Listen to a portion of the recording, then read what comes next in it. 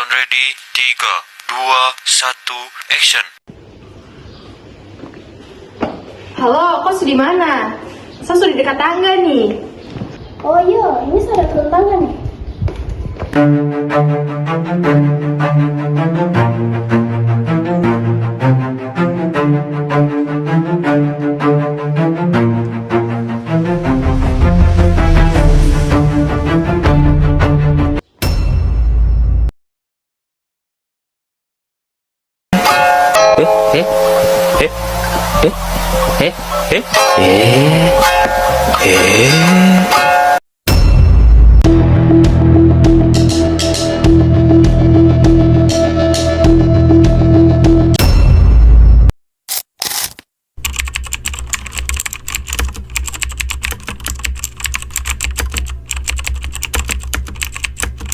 Halo Kak. Halo. Perkenalkan, nama saya Devina Purwaningtia. Saya dari Politeknik Kesehatan Kemenkes Jayapura. Ingin mewawancarai terkait kasus korupsi yang terjadi di Indonesia, terutama di lingkup pendidikan.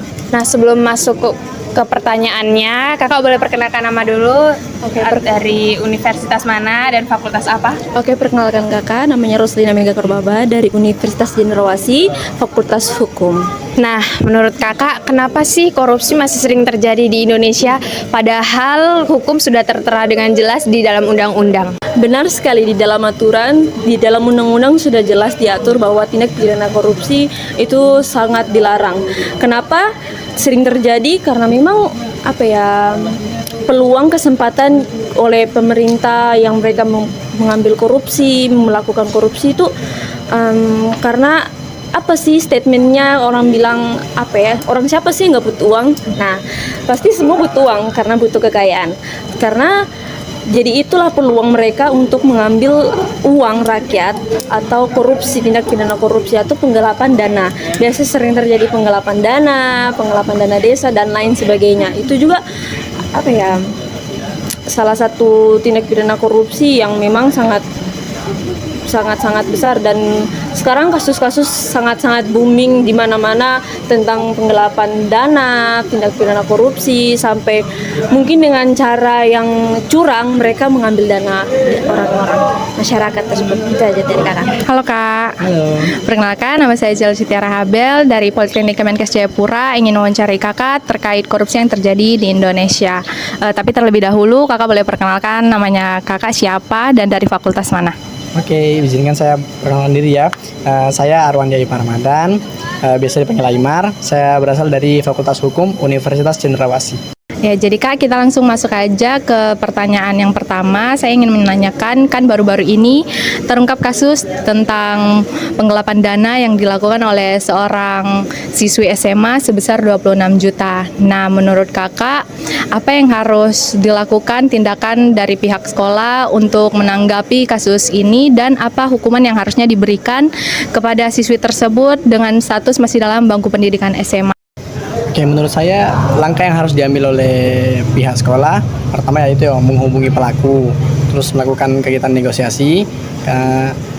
Kalau bisa kita selesaikan dia punya masalah secara kekeluargaan terlebih dahulu. Tapi kalau memang pada akhirnya dia punya penyelesaian sengketa ini tidak mencapai kesepakatan, mungkin kita bisa angkat dia punya kasus ke ranah yang lebih serius, ke peradilan umum.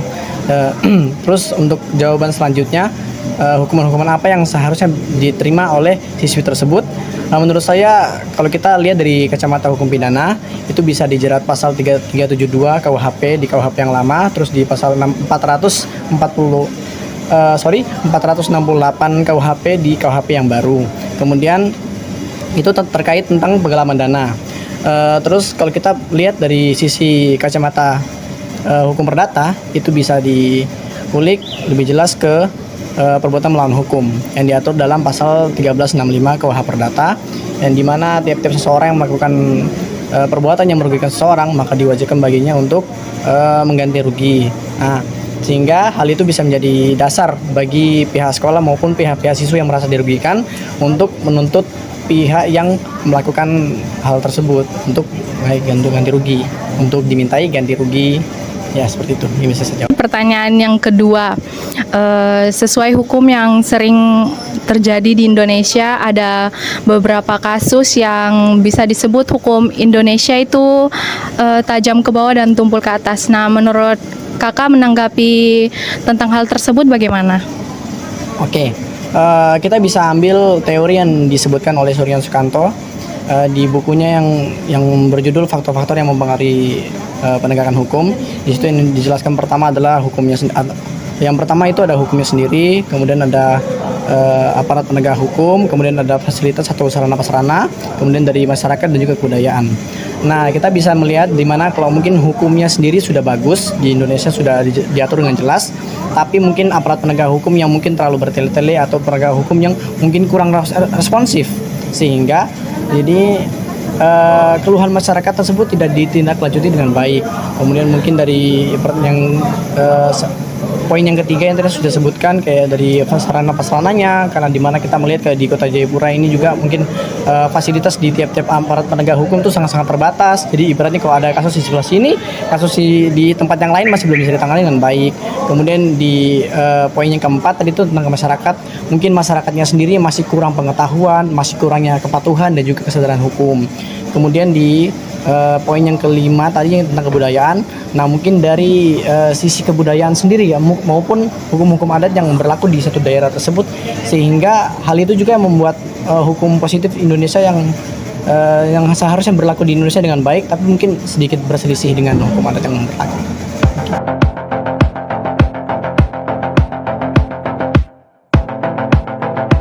Korupsi dapat terjadi dalam berbagai bentuk.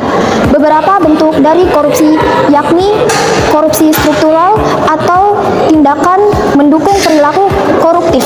Lalu ada korupsi politik atau korupsi yang melibatkan seorang politis dalam lingkungan pendidikan seperti dalam video pendek yang kami tayangkan. Korupsi tidak hanya membahayakan diri sendiri, namun juga merendahkan kepercayaan hal yang umum terhadap pihak lainnya, seperti Kesenjangan, ketidakadilan sosial, melemahkan hukum, serta menurunnya kualitas pemerintah ialah dampak dari korupsi.